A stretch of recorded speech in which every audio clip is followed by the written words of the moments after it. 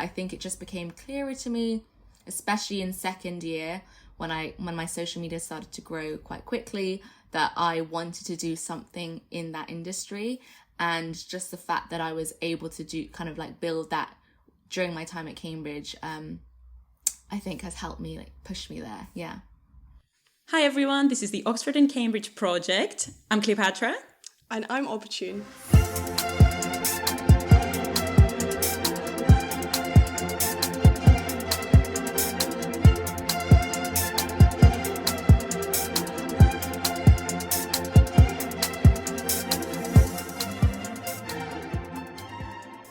Today we're very happy to have with us Gina. Gina is currently Creator Partnerships Manager at TikTok and has been working in tech and influencer marketing since graduating from Pembroke College in 2017. She grew up in London and studied Latin, Greek, history and English at A-level before applying to study classics at university. During her time at Cambridge, Gina also started blogging and now has more than 50k followers on her lifestyle and travel Instagram at ginagoesto. Alongside her studies and developing her social media, Gina was on Pembroke Mabel and Boat Club committees and also was the marketing officer for the Cambridge University charity fashion show, wrote for the Cambridge tab and coxed for her college. Hi Gina, it's so good to have you on. Hi guys, thanks so much for having me. So Gina, I mean, just from, reading your intro, we're obviously so curious to know more about not only your social media and how you developed this amazing presence whilst at university, but we're also really keen to know about how you like Pembroke College. To me, it seems like one of the best colleges at uni, the most well-rounded. And also really keen to know about classics because I don't really know what that entails. Should we start by you just giving us a little tour of your life, high school life, and why you decided to apply to Cambridge? Sure. So right now I'm currently working at TikTok. I recently joined the company. Before then I was working at an influencer marketing tech company for 3 years. Basically started at there right after graduating from Cambridge.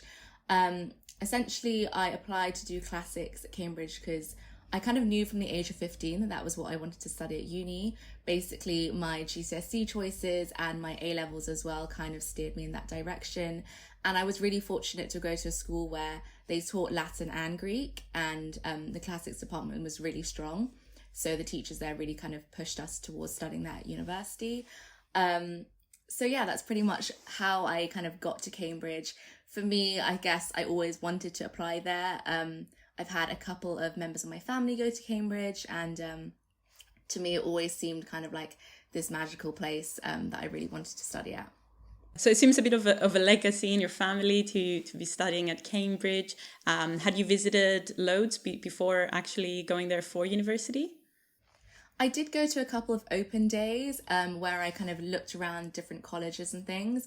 To be honest, I didn't know where I was going to apply to until quite last minute. But I kind of just went around all the different colleges and was kind of like popping in. And I turned up at Pembroke. And I just remember the guy who was doing a tour of the college was so friendly and enthusiastic. And that instantly kind of won me over because I hadn't really encountered anyone else that day who'd been particularly friendly. And then we walked around the college and I just thought it was so pretty. It was centrally located and there were just so many different reasons why I wanted to apply there. So yeah, that's kind of how I ended up there. Yeah, I think for anyone who's got the opportunity to actually go to Cambridge before applying, it's definitely worth it just to walk around and see like where it feels like home a bit. Exactly, yeah, because you definitely kind of get this instinct moment where you're like, okay, I feel like I could belong here. Whereas when I went to Keys, I just felt so completely lost, like I didn't belong there at all. Fair enough. And I'm just curious to know, so why did you always want to study classics at university? How did you know that? Maybe was it people in your family who were encouraging you as well, or just people in your school? So I guess when I was kind of around 14, 15, I took Latin and Greek for GCSE, and they just turned out to be my favourite GCSEs. I really enjoyed the lessons at school. My teachers were amazing. No one in my family had ever studied classics before, so I think it was a bit of an unknown. But my sister did languages at uni, so in some way, you know, dead languages, they're kind of similar. So yeah, that kind of was why I decided to take Latin and Greek for GCSE in the first place. And then it was kind of definite for me that I was going to take them on to A-level. My other A-levels were history and Latin, which is quite complementary, because a lot of classics it's not only the languages, but it's also like the literature, studying the history as well, being able to kind of critique sources, etc. So yeah, all my kind of A-levels pointed me towards classics in a way, and my teachers were really, really encouraging, really helpful. I was very close to the head of my department at my school, and she was great at kind of steering me towards doing that at uni. That's so good. Can you talk us through the application process? How did that go for you? So for the application process, I guess I just applied kind of directly to Pembroke, but I kind of wrote my personal statement, and had to also submit actually some essays as well for classics, and then those were kind of looked over by the college, and I think most people get invited to interview. So I turned up to interview, and there were 3 interviews I remember, and also a written language translation test that I did. And I think at the time there were only about 12 to 15 of us at interview stage. So for classics, it's not, you know, a super highly subscribed subject. So probably in terms of competitiveness, it wasn't super high because there were only 15 people sitting the exam, and I think 6 of us ended up on the course. In other colleges, it's usually like 2, 3, maybe 4 candidates per year. But at Pembroke, if they don't like that many people, then they just won't take that many. So in the year below me, there was only like 2 people. So I think it just really varies per year and the intake that they have. What other sort of preparation did you do for your interviews? Yeah, so to be honest, my school was very prepared for Oxbridge interviews, and they did give us a lot of help. So we had a practice interview that we did at school, which was hilarious. Some people came out crying from that practice interview, or I just like burst out laughing in mine because my teachers like pretended to be super serious, etc. So that was kind of a good preparation for interviews. We also had someone who was helping us obviously like look over our personal statement and make sure that we'd kind of covered all of the points that we needed to in that. And then, of course, because we had to submit written work as well, that written work actually had to be marked by a teacher before it was then submitted, because I think the college wanted to see how our teachers marked our work and whether or not it was fair. So I had someone who kind of marked that with the view to it being then viewed by the college, if you get what I mean. So in all respects, I do feel like I had a really good kind of hand-holding experience at my school. I was very lucky in that regard, which I know a lot of people didn't necessarily have. Yeah, no, I guess like obviously interview prep is the best experience you could have, and we'd encourage anyone, not even if the schools aren't organizing that, just having someone who knows, even if they know nothing about the subject that you're going to apply to uni, but having to talk to them about your passion for the subject is just so helpful to then know how to gather your thoughts and be in that sort of pressured environment. So that's great. And how did the interviews go then at Pembroke? Yeah, so they went well, I think. So I had 3 in total. So everyone who does classics has to have another interview at a secondary college. They just kind of pair you up randomly. So I had 2 interviews at Pembroke, and then all Pembroke candidates also had to have another interview at Churchill College. So my one at Churchill was my first one, and I don't actually remember that much of it, but I remember that it went really well. Like, he was really friendly. I wasn't intimidated at all by him because he was super nice. And I think at interview, I think he just showed me like a picture, a historical picture, and essentially got me to kind of talk through it. And I don't think I got the answers right, but that's kind of not the point of the interview. I think it's really important to bear in mind that at interview stage, they're not looking for someone who knows everything inside out. They're very much looking to see like how you're going to respond to the information that you receive, what your thought process is, and whether or not you're kind of willing to change your opinion based on when you get fed more information.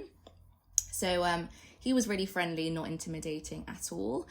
And then I had 2 interviews at Pembroke. One was with someone who was completely unrelated to the classics department. So it was more kind of like he wanted to ask me lots of questions and see how I would be able to kind of tell him about classics, given that he didn't really have any background in that. I do remember though a few like funny questions that kind of put me on the spot. So he was like, oh, can you give me an example of something that's happened recently in the news that you can relate to a classical event? I was like, oh my God. So I can't remember. I think it was like some kind of tsunami had happened somewhere in the world. And I compared that to the Trojan War because of like the loss of life, the loss of home, etc. And he seemed to think that was an okay answer. And then there was another question that he asked, which was like, oh, if you could change how classics is taught in your school, how would you change it? So a few kind of curveball questions that I didn't necessarily expect, but I kind of enjoyed that because he didn't have any knowledge of classics, so there wasn't really any wrong or right answer. I think he was just kind of waiting to see how I would respond. And then my third interview, which was kind of the most important, was with 2 members of the classics department at Pembroke. And actually the director of studies was ill at the time. So it was someone from Pembroke and also his very good friend from, Corpus Christi. That was it, yeah. And she was terrifying, the Corpus Christi woman. And the guy from Pembroke was actually really nice. So I think they played like good cop, bad cop. And essentially what I had to do was I had to go through my translation test from the day before. So I actually stayed the night there at the college. Yeah, I forgot to mention that. But I did the test the day before, stayed the night, and then had the interview after. And so we went through my translation, all the bits that I did wrong. And, you know, it was definitely difficult, but they wanted to probe me and see how I would respond to things. And then after that was done, we kind of got on to talking about what I enjoy, the bits that I'd studied at school that I enjoyed, and the stuff that I'd read about outside of school. And the woman was asking me lots of questions about linguistics, because I think that's her speciality.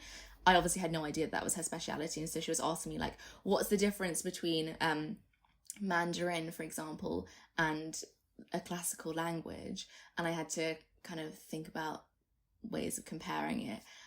Whereas the guy was much more chill and was just asking me about my hobbies, etc. But at the end of it, although it was a little bit scary at the start, I actually kind of walked out and I thought, I actually quite enjoyed that. Like, I wasn't scared of them, but I mean, the woman was definitely intimidating, but I kind of felt like a little rush of adrenaline. And afterwards, I quite enjoyed it.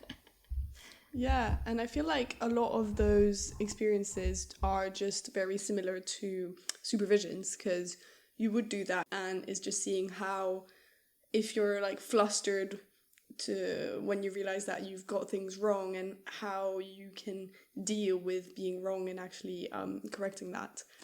So that's really good. And did you feel really confident, or maybe not, after? I felt fairly confident after, because based on the translation test that I did and us going through it in person, I knew that I'd kind of done that fairly well. And then with the interviews, I think it's harder to gauge there how I'd performed, but I kind of, given that I walked out feeling kind of good about it rather than, oh God, that went really badly, I felt fairly confident. But of course, I had no idea what was going through their heads. So yeah, like I didn't want to jinx it or anything.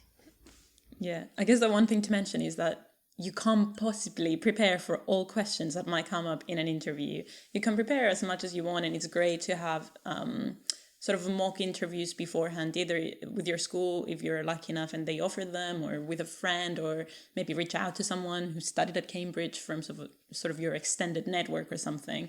But there's always going to be questions that you don't expect that are going to come up. So just keep your cool and be able to sort of be creative and come up with something. Absolutely, because I think each individual person who's going to interview you has their own specialization, and they'll most likely touch on that. There's literally no way that you could like prepare for that in any way. And I think it is just like you guys said, making sure that you don't kind of break down and become all flustered. It's just more about how you cope with the situation, and being kind of like interrogated. I think the only reason why it's scary is because you're being tested in some sense, whereas once you start at Cambridge and you basically encounter that on a regular basis in your supervisions, it's just kind of less scary. And I guess once you got the letter saying you've been accepted, how did that make you feel? And then actually starting within the first few weeks, like how did you feel being at Cambridge? I was so excited. So yeah, when I got the letter, I was obviously thrilled. And then starting at Cambridge was so exciting. I would definitely recommend that to anyone who kind of starts in their first year. Just kind of do everything, get involved, meet as many people as you can. For me, I think definitely going to university, I like wanted to have like the most amazing university experience. I wanted to kind of meet as many people as possible, make really good friends, and also get involved with societies. So for me, like doing a course at university wasn't all about the degree. And I kind of had that mindset because my sister, who's a couple of years older than me, had obviously been to university, and she was like, look, it's not all about the degree. You need to like make friends and get involved with stuff. And she seemed to have a really good, well-rounded experience. So I was like, okay, I'm going to do that. And so I just recommend to everyone to kind of like, keep an open mind and try out all these societies. I think I tried out loads, but I still didn't get around to trying everything that I wanted to do. And then only like in second year or third year did I end up doing it. And I was like, oh, I wish I'd done that in freshers as well.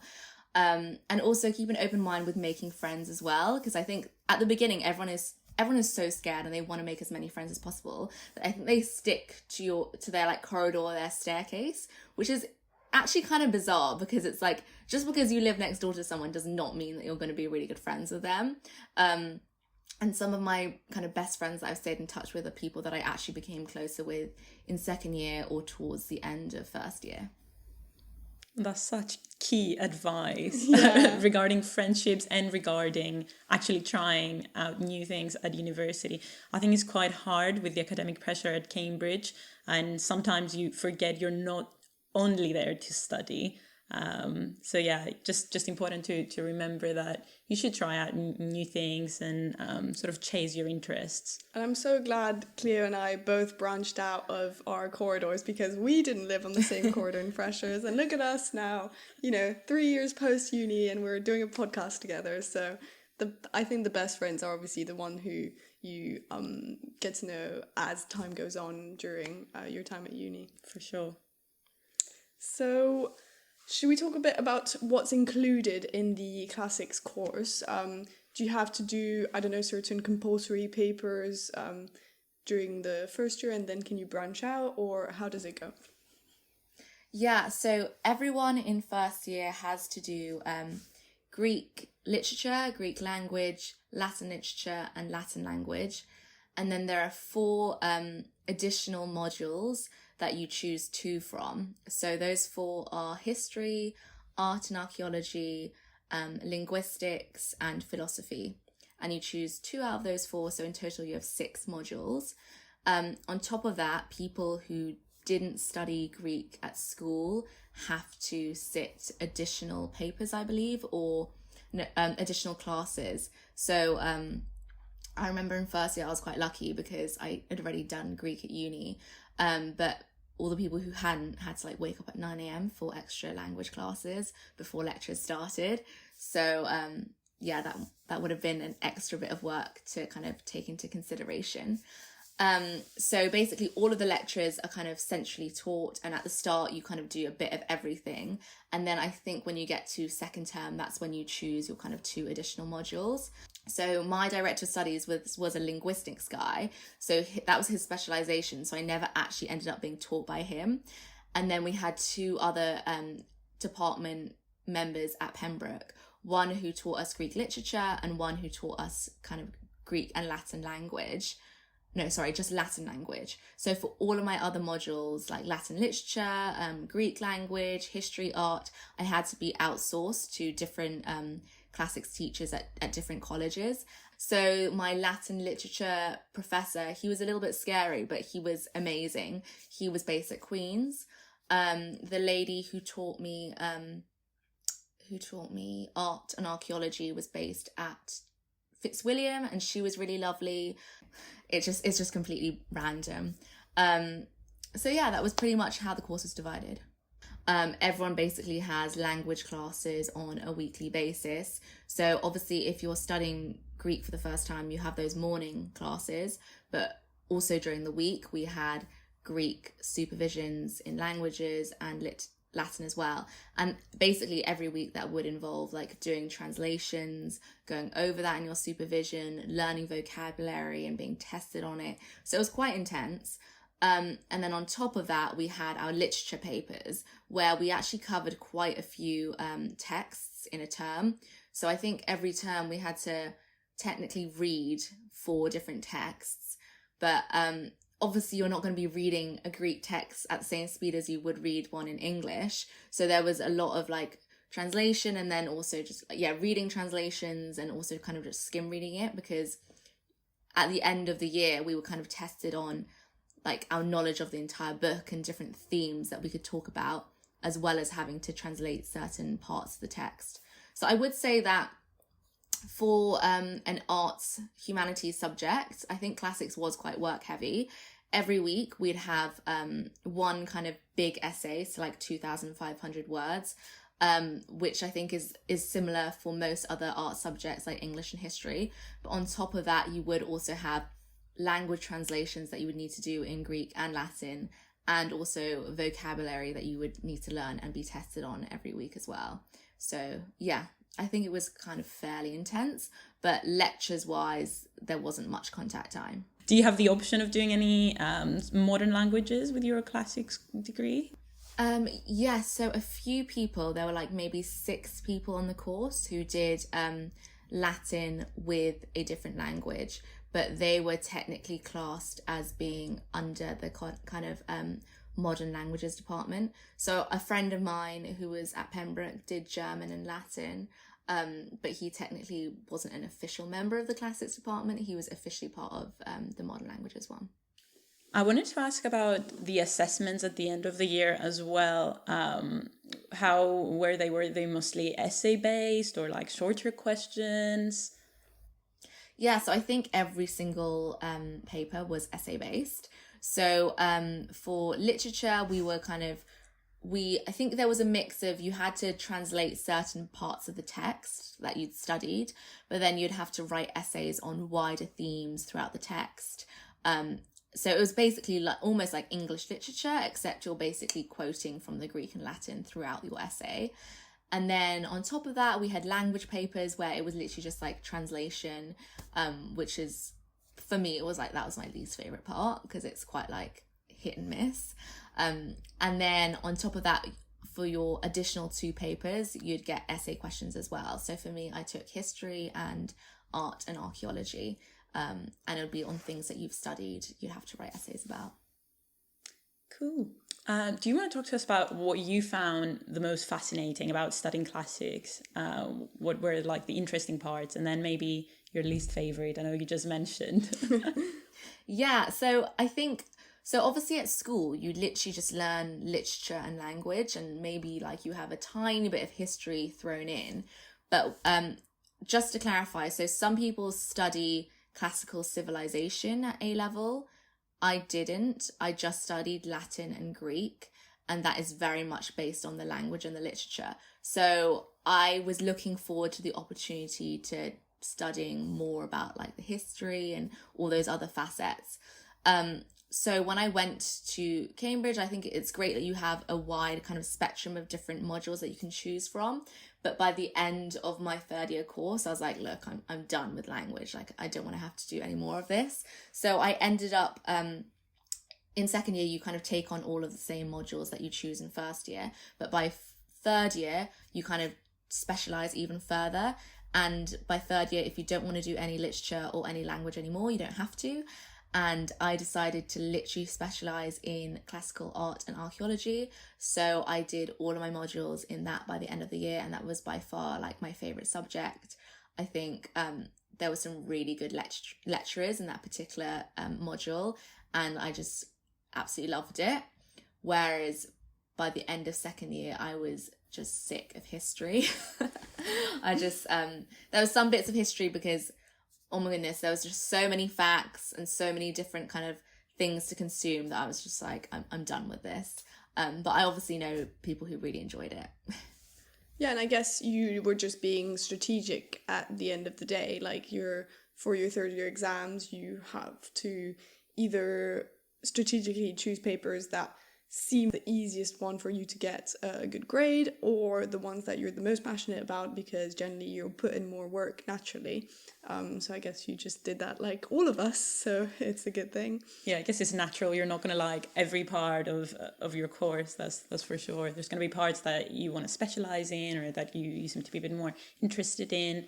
But I also wanted to ask for students right now thinking of what to pick at university, who do you think is a good fit for the classics course? What do they need to like, or what characteristics should they have? I know there isn't like one. Yeah, so I think that like people should apply to classics if you like humanities subjects. So you have to be prepared for a lot of essay writing. People who are obviously interested in ancient civilizations and the history behind them. People who are kind of good with languages and have studied literature before. I would say that classics, it's not a particularly diverse course, and because Latin Greek isn't taught in loads of schools, especially in the UK, a lot of the people who were on the course came from private schools, and it wasn't a really diverse course. And I think you shouldn't, if you were thinking of applying to do Latin and Greek at Cambridge, but you'd never had the opportunity to study it before, I don't think that should kind of put you off from applying from the course, because if you have an interest in it, your professors will hopefully see that potential and kind of want to take you on. There was a very small number of people who had never ever studied Latin or Greek before, and they would end up actually doing a 4-year course. So they would study Latin for the year, and then by their second year they would join the kind of normal first year curriculum and learn Greek from scratch with the whole like kind of cohort of people who had just joined uni who had never studied Greek before. So if you've never studied Latin or Greek before, it's still an option. You just have to have a really deep interest in it. And if you're good at languages and good at English literature and history, then you'd probably be a good fit. That's amazing. There isn't like a strict requirement that you need to have studied Latin and Greek. As you said, like the option is still there. Yeah, it's so good on, I don't know whether it's like an Oxford thing or it's just Cambridge, but it's so good on their part to do that, because obviously, as you rightly mentioned, like a lot of schools don't teach Latin and Greek, and even then a lot of, BAME students in high school will self-select and will go for less humanities subject, because if you're thinking about your career, you might think that it's a bit more risky and you're not willing to take that risk. So it's really good that they're accommodating for that in a 4-year course. I think going into the course, I expected that the majority of the classics intake would be from a private school, which was the case. So I wasn't surprised by that. And then the realization only dawned on me much later that obviously the correlation between private school and also like ethnicity for a lot of those candidates meant that, in terms of ethnicity, it wasn't a very diverse course. And it was only later that I kind of clocked onto that, and it was obviously a bit sad to kind of realize.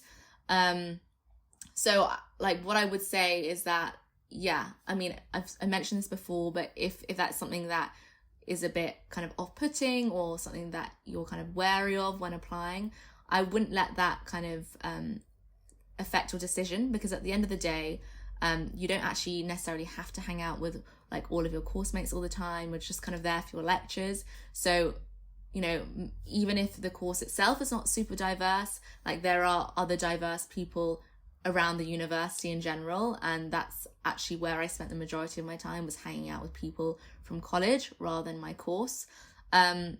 But yeah, as I mentioned, I didn't really clock onto this until my third year, and it wasn't something that kind of affected me in any way. Like I wasn't like super off, like put off by this. And some of my closest friends did end up being from my course. So yeah.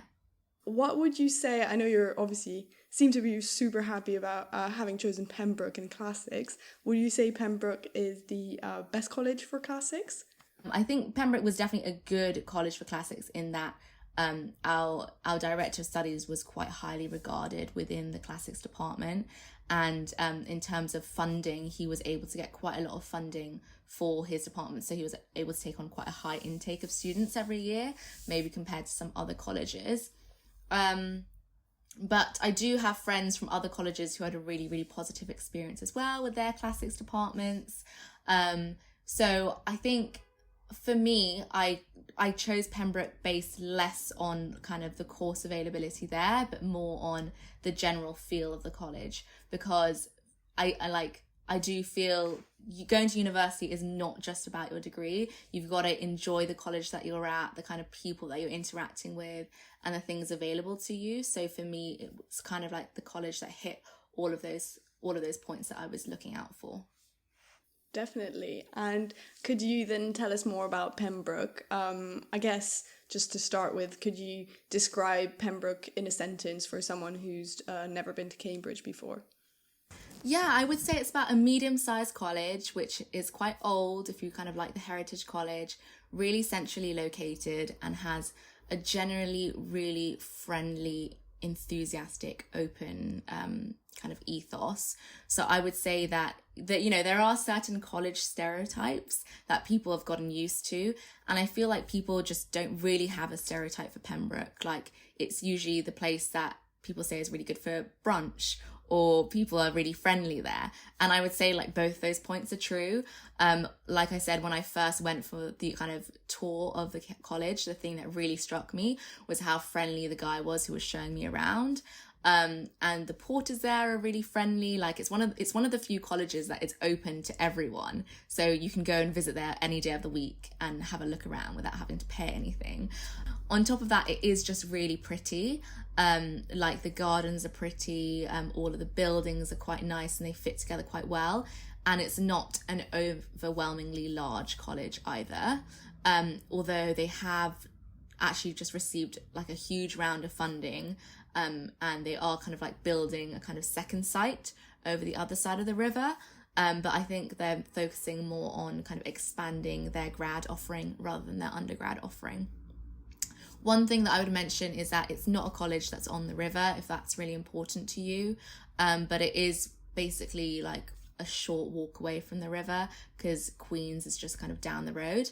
And one thing is that it is right next door to Fitzbilly's, which was my favourite place in Cambridge. I think in third year I lived above Fitzbilly's in a college-owned house, and I went there every single morning for my morning coffee and just like did my emails whilst I was sat there. A great way to start your routine. Yeah, and would you say maybe that's studying at Pembroke and being close to Fitzbilly's is what enabled you to kind of create your blog and your social media presence? Yeah, so I did kind of start creating my kind of social media in first year, and funnily enough, it was just in my free time when I wasn't at lectures. I kind of realised that what I love doing is going to coffee shops, exploring different parts of the city, working from different restaurants, etc. And so when everyone else was in lectures or in the library, I was like, you know what, I'll just go kind of explore this myself. And Pembroke is quite well situated to be able to discover different coffee shops. We have like Hot Numbers down the road, Fitzbilly's next door, Espresso Library quite nearby. So I would kind of hop between these different places and start posting about them on social media. And I think, yeah, maybe kind of due to the fact that my course was quite not that contact heavy, and it was a course where you could just kind of sit in a coffee shop and kind of do your work from there, that kind of enabled me to be able to do this on the side. Do you think it helped that you had something else to focus on during your 3 years at Cambridge? 100%. Like, I think for me, after you kind of consume so many texts every day, just like stuck in the library, I wanted some kind of creative outlet to be able to kind of, channel creativity in some way. And I wanted something else where I could kind of, curate my own kind of portfolio and kind of have that opportunity to just kind of change my mind completely from all my studies and just focus on something else that I was kind of building. And I kind of knew that there was purpose behind it, because I kind of started to get a clearer picture of what I wanted to do after university. And that was very much kind of working within tech and social media. And that became clearer to me as my Instagram grew. And then on top of that, I also kind of started to meet people who were actually based in Cambridge, and they were like Instagrammers as their full-time job. So I actually started to kind of have friends who were locals, like they were a bit older, but in their 20s or 30s. And we'd meet up and kind of go to coffee shops together. And it was really nice knowing people in Cambridge who were kind of outside of that university bubble. And it kind of gave me a little bit more perspective that, there is something beyond Cambridge. Like, there are lots of opportunities that are beyond my degree. And at the end of the day, a classics degree is not super relevant to the industry that I wanted to go into. So building this kind of presence on social media was kind of a hook into getting into tech. We've loved having people that have studied one thing at Cambridge, but then are doing something completely different now.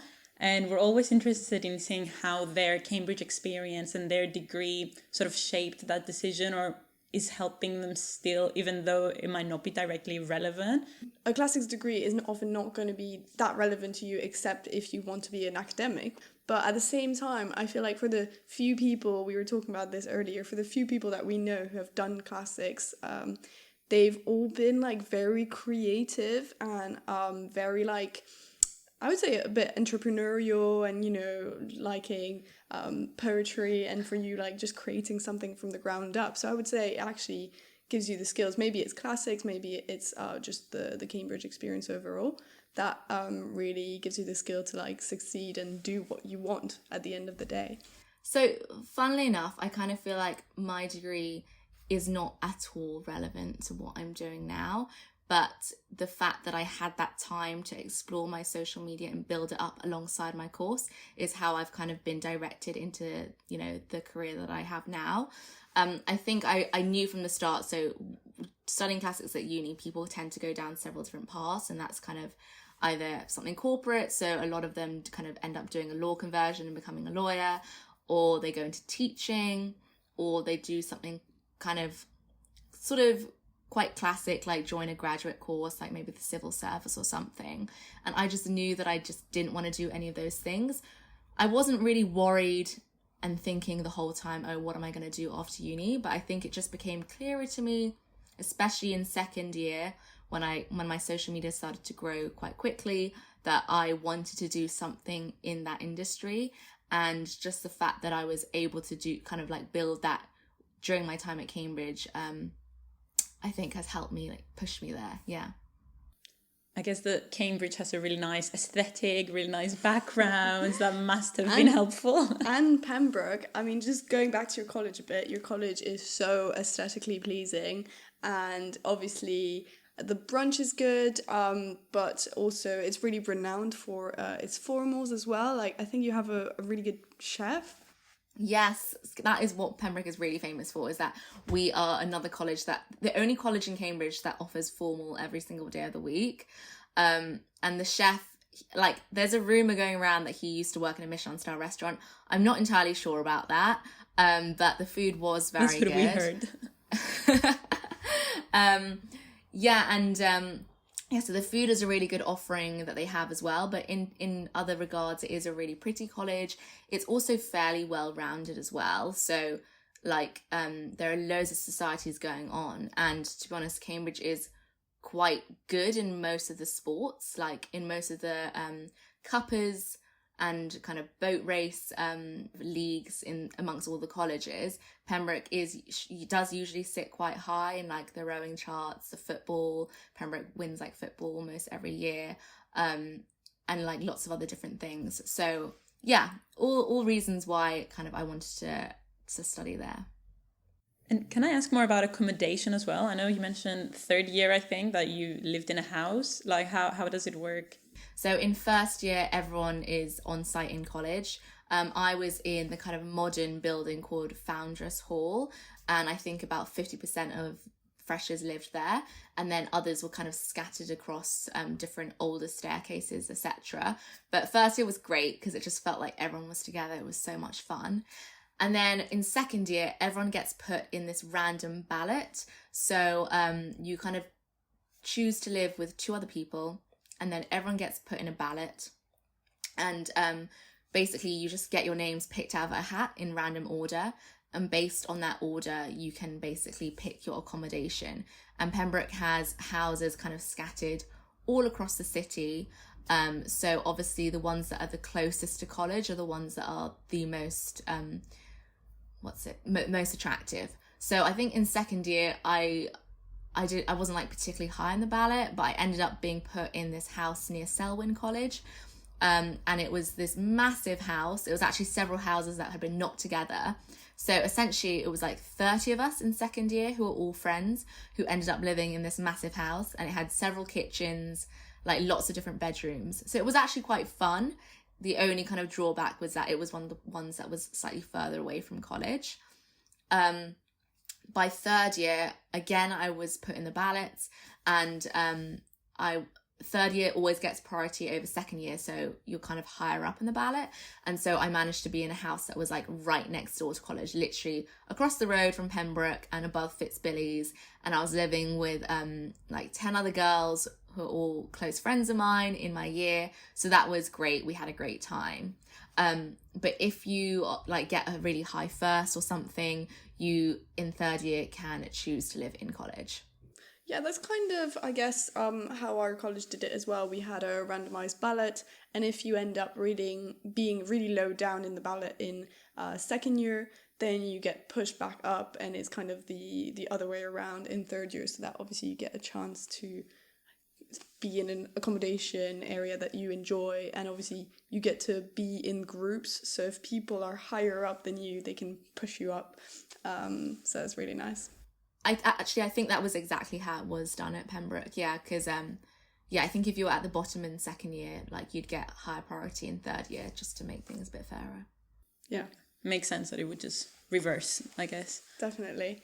And so how did you start joining like extracurriculars? Because I think a lot of information can be missed by freshers, because you obviously there's so much information coming to you in like the first few weeks, and a lot of sign-ups for a lot of activities are actually in the first few weeks. So how did you what did you join first? How did you go around that?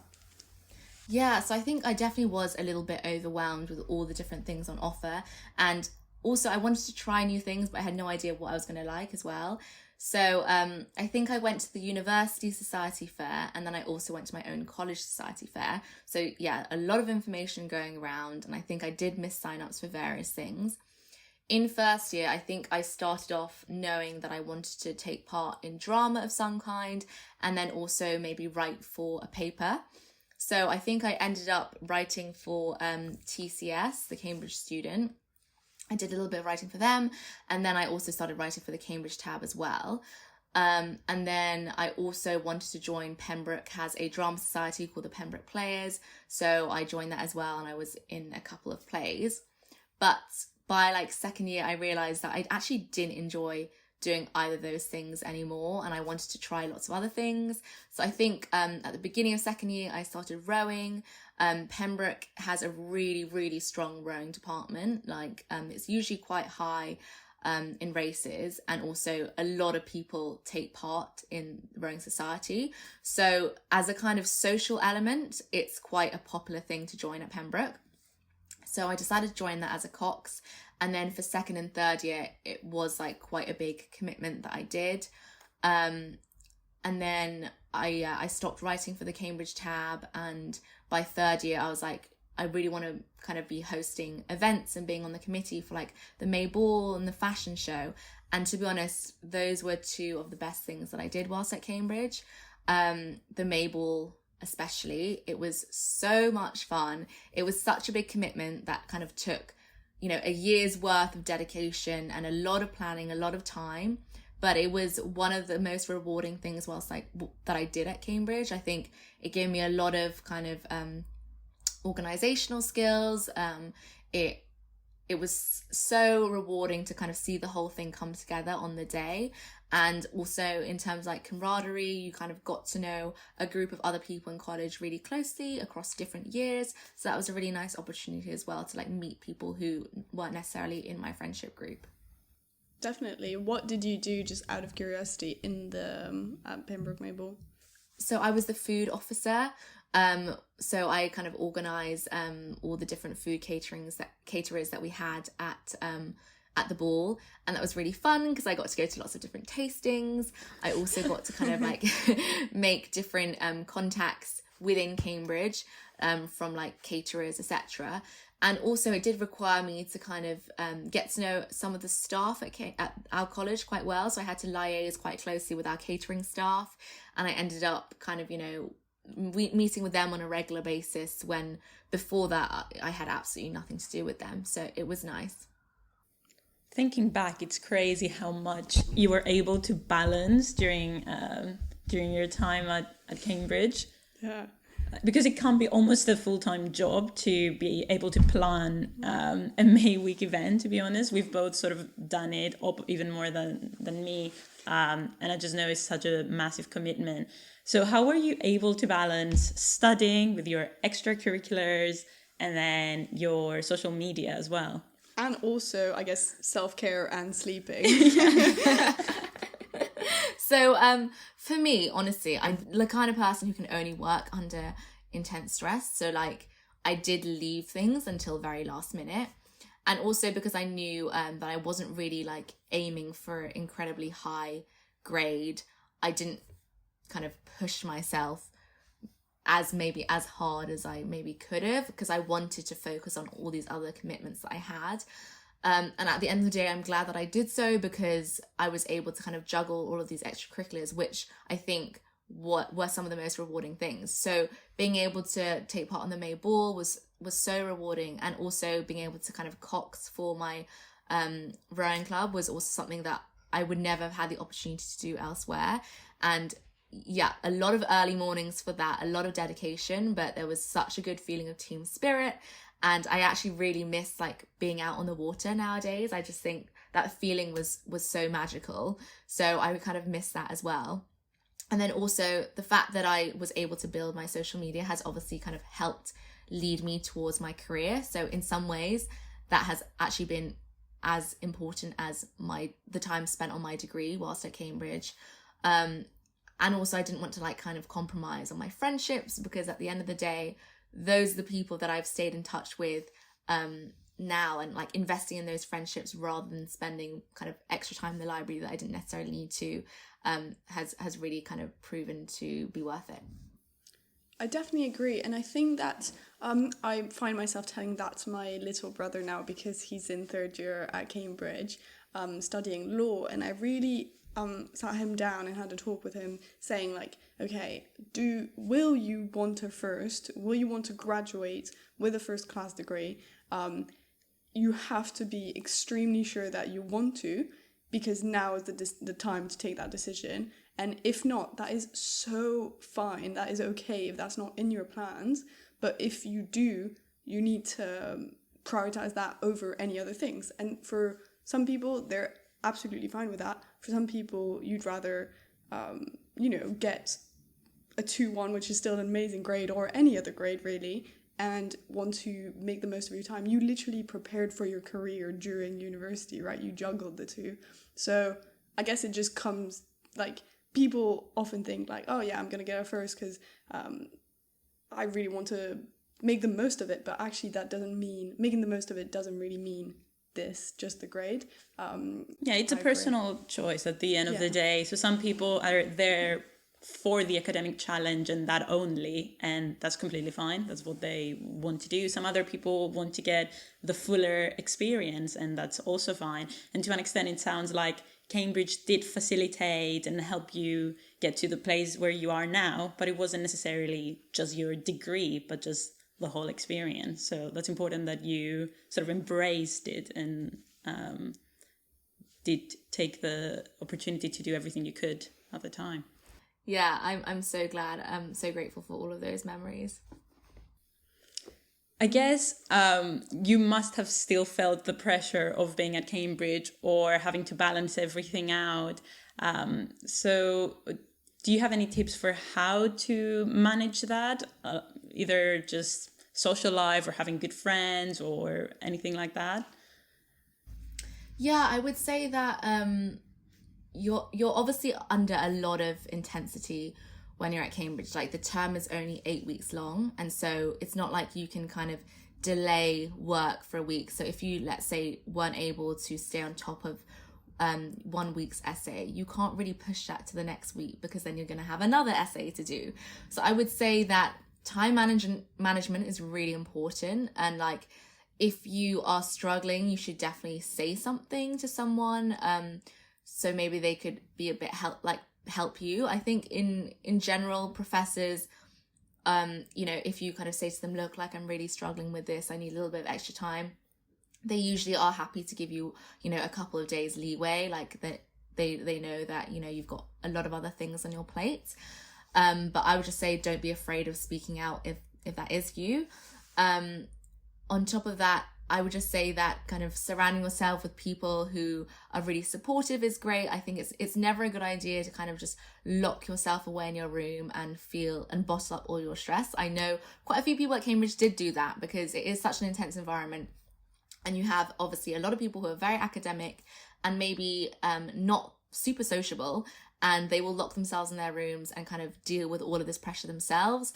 That's probably not healthy for them.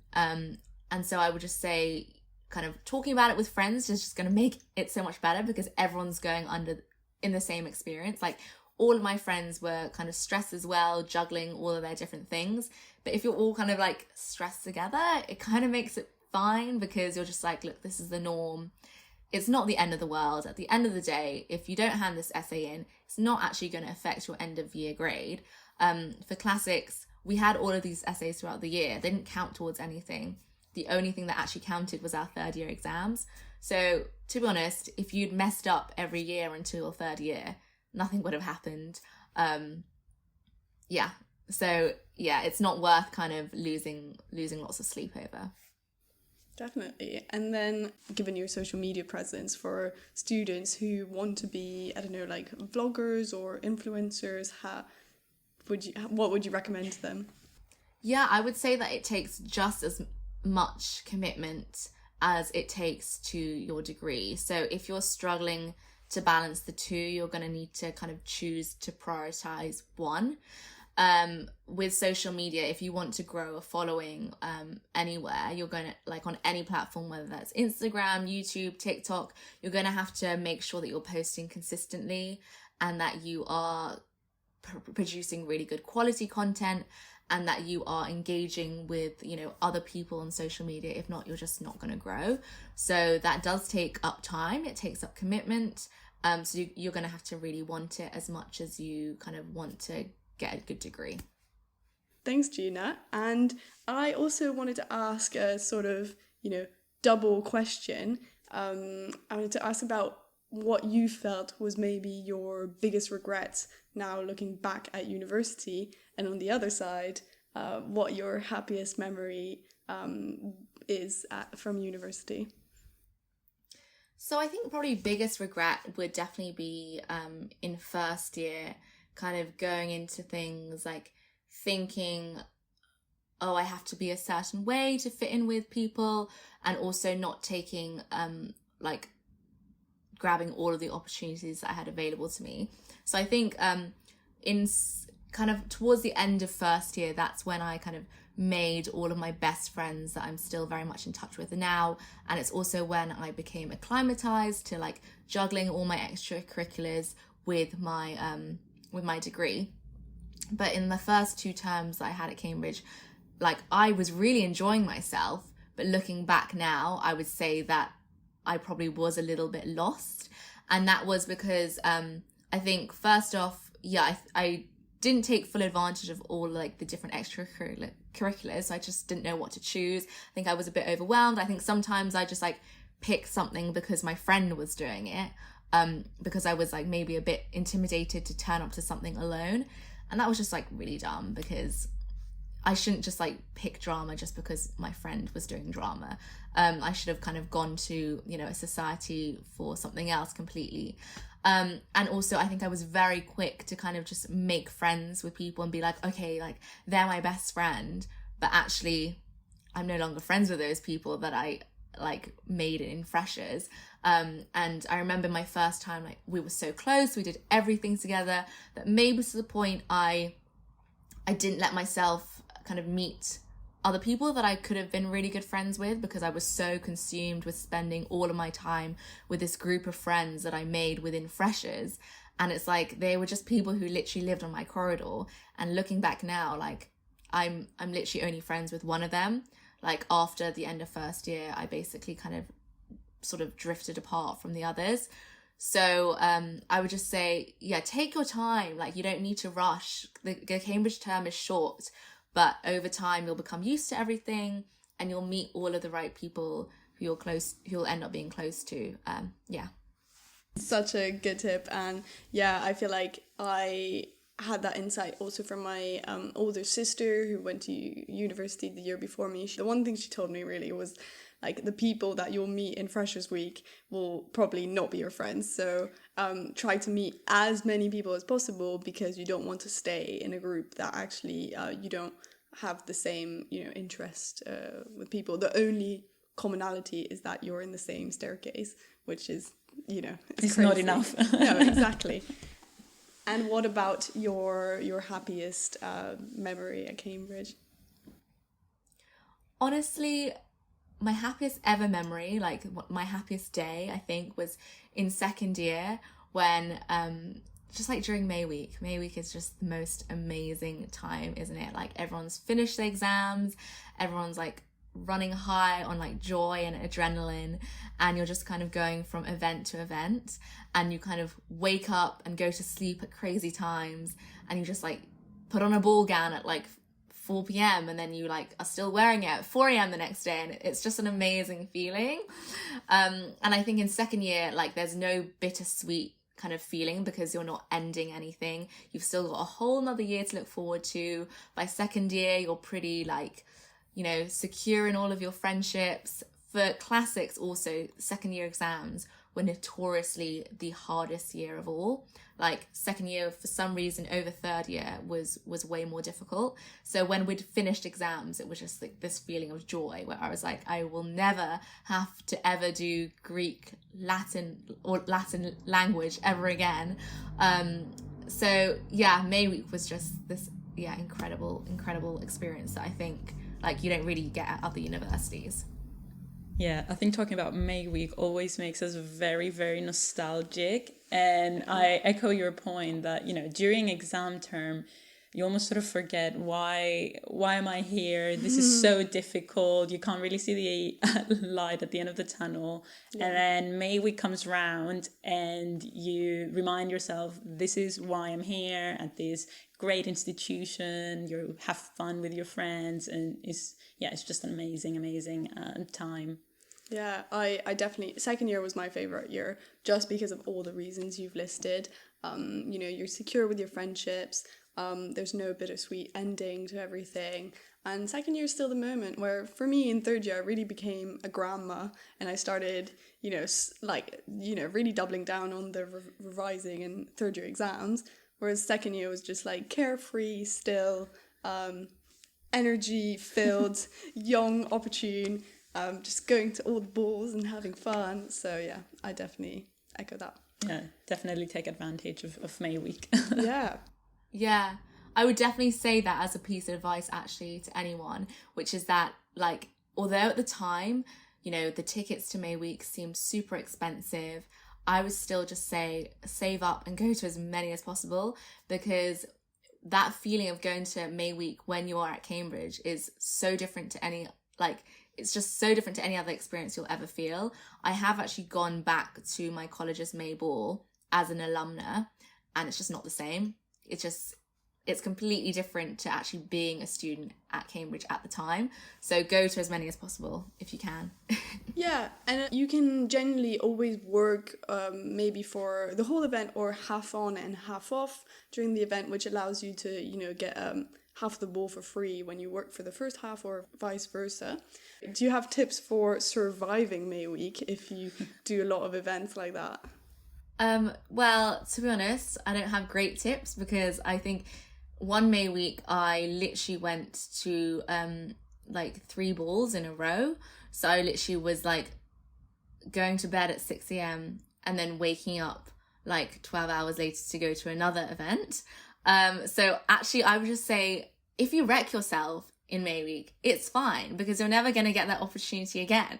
So I would just say grab every opportunity if you can and just go all out, because after May week it's the end of term anyway and you can just sleep the whole of summer. You never get that experience again. I have to say it's been so lovely hearing your story, and I love that you're doing something completely different now and very creative and sort of defeating the Cambridge stereotypes that some people might have in mind, that we're all very academic and a bit nerdy or something. So it's amazing to see people going into sort of the creative field and doing something amazing like you are. Yeah, thank you so much, Gina. Thank you so much for having me. I've loved chatting about it. If you've enjoyed this episode, please do like, subscribe, and share it to help other people find it.